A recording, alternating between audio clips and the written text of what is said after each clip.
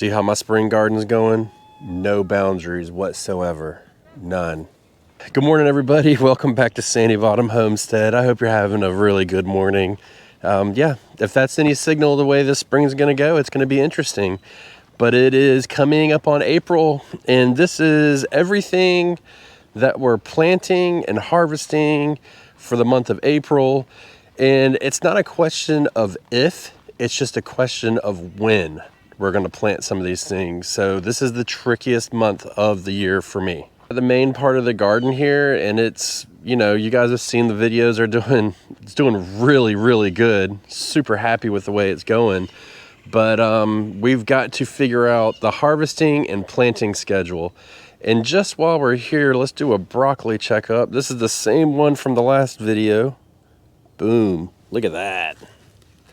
That's purty. If you're looking in my garden here, you may think, well, you don't really have anywhere to plant. Aha, but I do have places to plant. I've got these two beds back here that can be harvested at any time. We've been slowly taking stuff out of them. It's not a big deal. And so these are probably gonna be the first two beds that we plant clearly. We're going to put squash in this bed where the Brussels sprouts are. And I'm thinking this year I'm going to put the tomatoes where the cabbages are. So this is kind of in my crop rotation plan. And the question becomes is, you know, we know we're going to plant in April, but it's when. The weather's been really weird this year.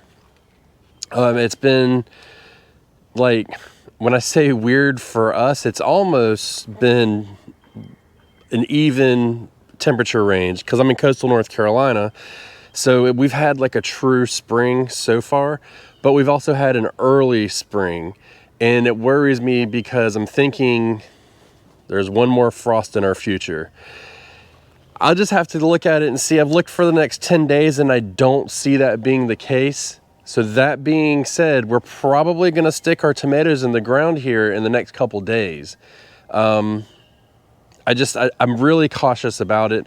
It's probably within the first week of April, we're gonna try and get them in the ground here. And then at the same time, we're gonna start hardening off our squash seedlings that we started a month ago. And then they're gonna go in here. So what we're gonna do in the meantime is we're gonna harvest everything. We're gonna work those beds up, and we're gonna put some pre-planting fertilizer in. We're gonna weed them, all that good stuff. Give them a light turning, maybe add some compost, and we should be off to the races for those. But then we've got the timing for everything else in our garden. So because of the space that we have, we need to figure out when things are gonna come out. I know you guys are probably really tired of hearing about broccoli, but here it is. This bed needs to be harvested this month. Within the month of April, everything needs to come out of it. Then I'm pretty sure we're going to put peppers in that bed. So even though it's going to come out and we are planting peppers in the month of April, we have to give it time for things to warm up first. So we don't really put our peppers in the ground when, like right now, I think it's in coastal North Carolina, I said it twice, don't ask. It's 45 degrees, 50 degrees, and it's supposed to be a high of like 60. That's a little cool. We got to about 38 last night. Still too cold. For the rest of the week, we should be in the 50s to upper 40s at night. So we're getting there. But the problem is that can change really, really fast. So we're just gonna kind of plan to put the peppers there. But when that comes out, then we can replant. The potatoes here, they're not gonna come out until May, so we're not even gonna worry about this bed.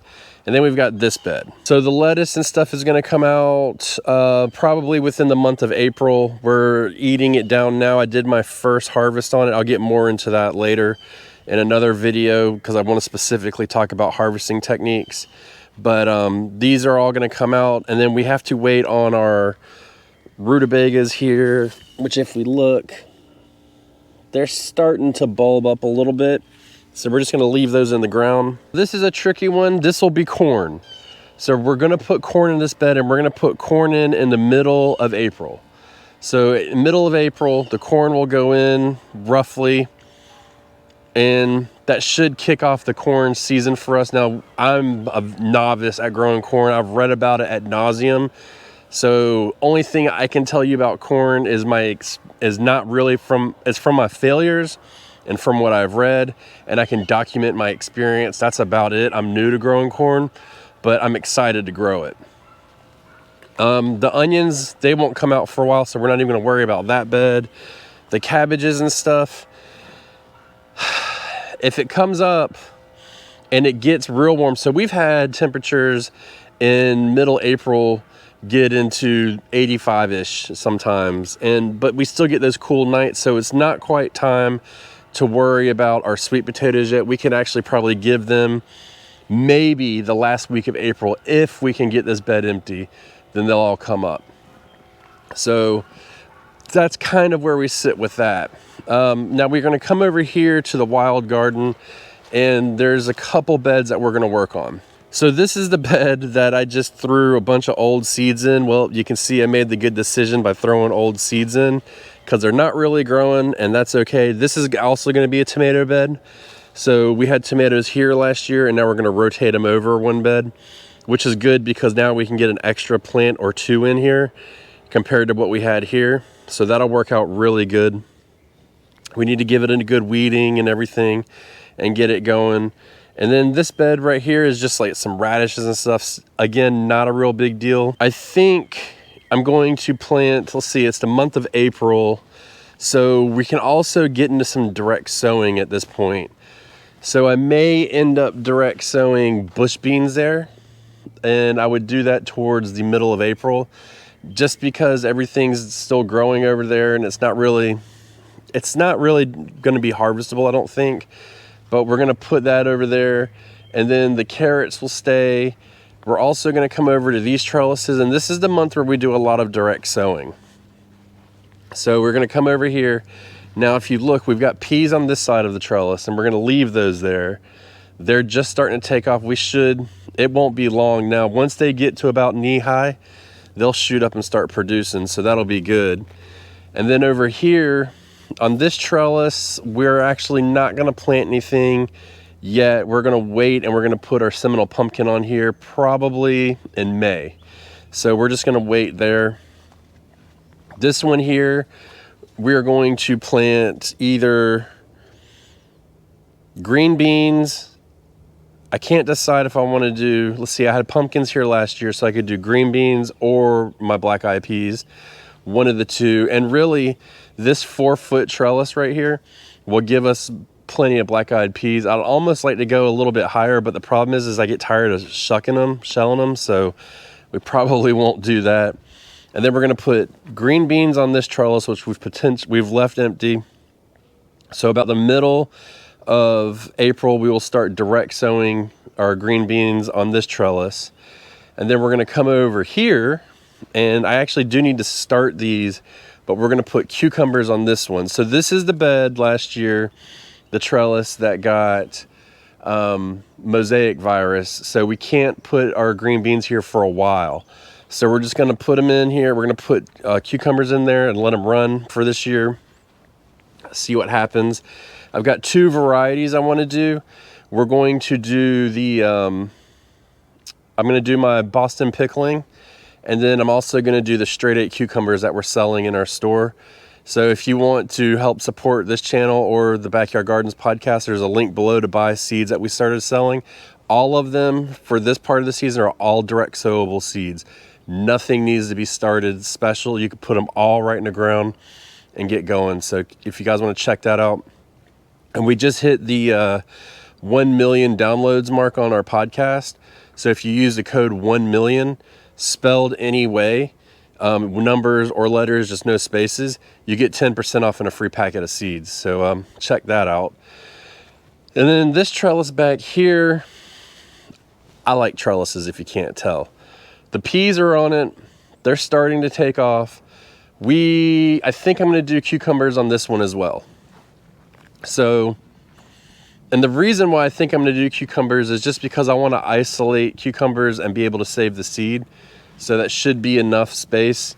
Other than that, we can still be direct sowing squash at this time. So that is a possibility.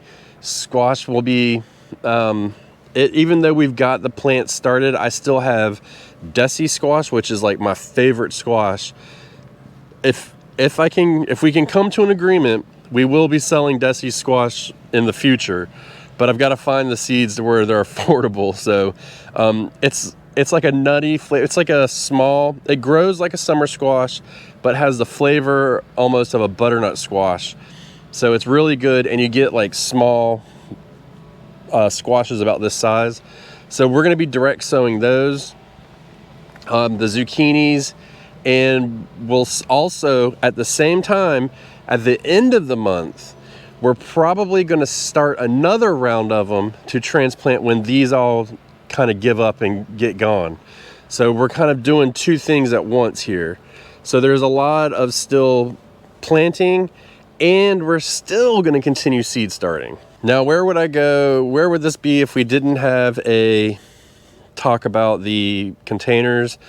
So we've got some radishes here that just started germinating. I planted these. These are the early scarlet globe that we're selling, and then something came and dug them up and mixed them up, of course.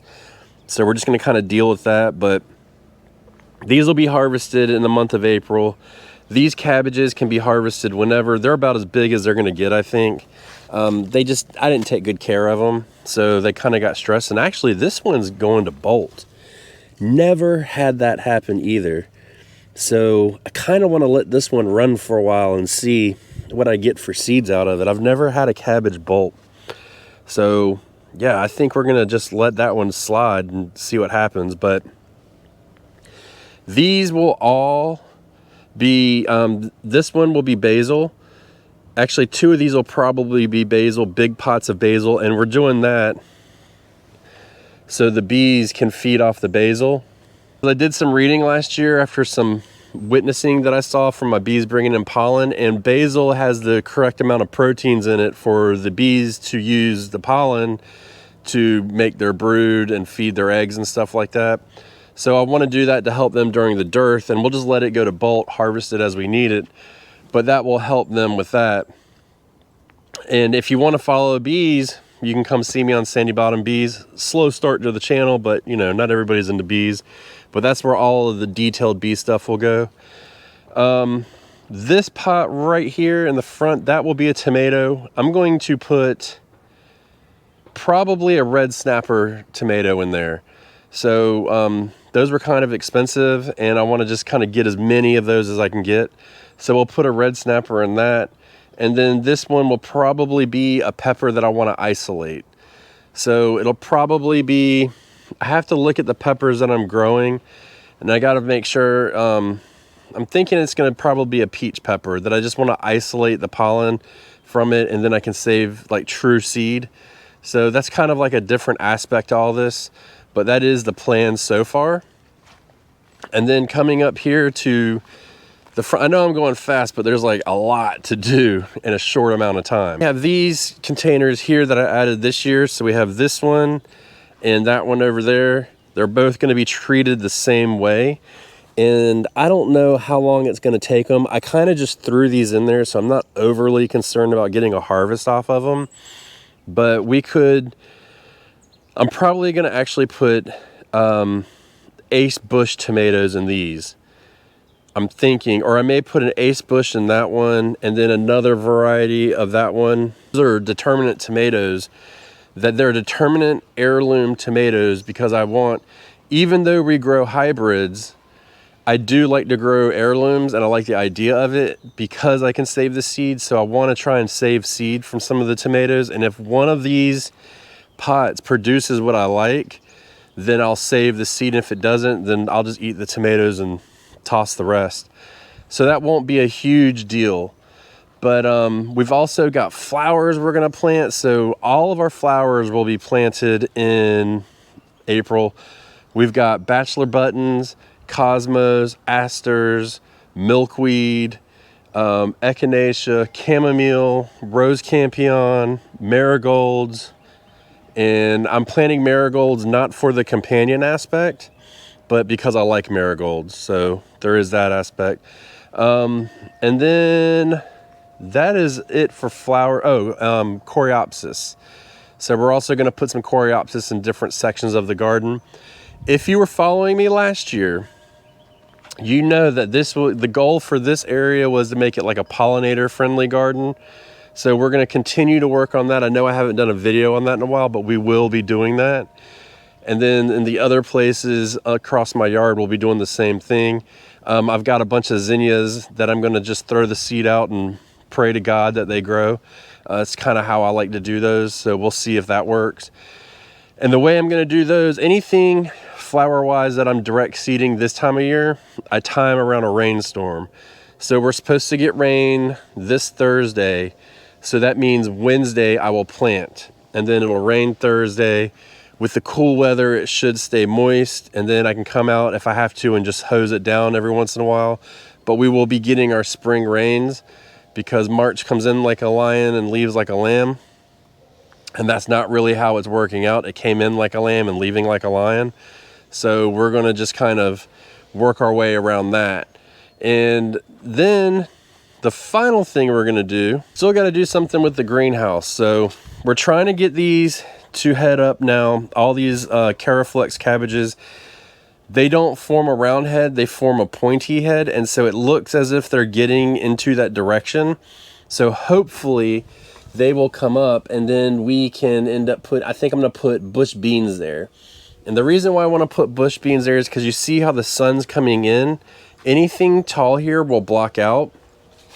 Now I did come out here a week ago and plant tomatoes in here early. So there's 1, 2, and 3. And so because it's protected in here, because it gets warmer, because the temperature warms up faster, all that's coming up, and we're going to continue to harvest out this spinach. And at this point, I'm just clearing out around the tomatoes, and then I'll take the whole plant as needed. And then that will kind of form a free area for that tomato to grow and flourish and allow nutrients to get to it when we fertilize. So that's been a goal of the greenhouse that I've had, is to see like, hey, can I get tomatoes in there a month earlier, which means I can prolong my harvest and then kind of continue, especially the determinants, and then we can start our canning process early for the year. Instead of having everything all at once, we can have some fresh early, especially fried green tomatoes. Ooh, boy, look. Fried green tomatoes, you cut them, you dip them in cornstarch, put Old Bay on them, lightly fry them. Tell your mama because it's good. Invite her over for dinner. So yeah, there's a lot. And you can, if at this point, the only thing I think that I would not plant in the month of April in my area would be melons and Seminole pumpkins. That's about the only thing. The trick is going to be timing the weather and managing the cold. And when I say cold, you got to remember these are all warm weather plants, so 40 is cold to them. It may not be cold to you, it may not be cold to this, which I don't know about you, but 40 is pretty damn cold. But these plants are all fine in 40, but these other ones that we're discussing today, they're not fine. So we've really got to be careful with that. And just if we see a period of 10 days where we're not really going to get below 45, then that's my go time to start planting, because when we plant these things and the weather is right, they're going to grow faster and stronger and produce more. And if you remember nothing else, please just remember that.